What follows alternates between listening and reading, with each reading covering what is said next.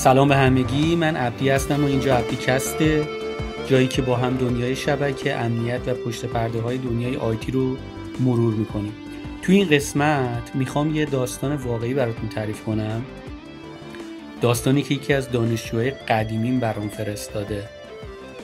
اما جالب اینجاست یکی از مصاحبه‌هایی که رفته اونقدر براش عجیب بوده که بیشتر شبیه بازجویی بوده تا یه مصاحبه کاری واقعی.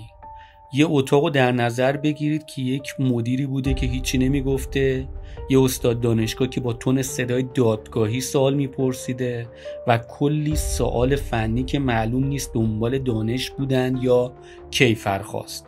داستانی که هم بهتون یاد میده تو مصاحبه ها باید حواستون به چه چیزایی باشه و هم یادآوری میکنه که همیشه مصاحبه ها منصفانه نیستن.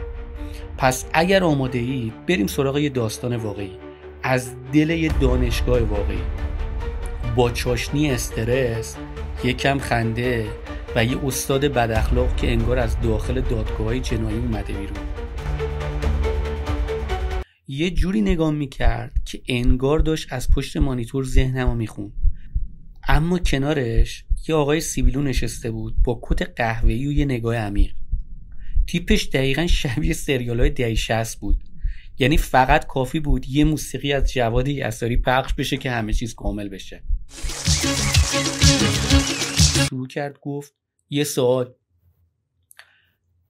فرض کن برق دیتا سنتر قطعه، اینترنت هم نداریم، یکی از سویچ هم قاطی کرده، چیکار میکنی؟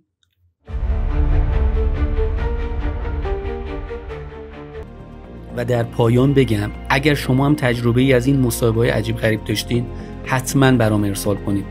شاید داستان بعدی پادکستمون داستان شما باشه.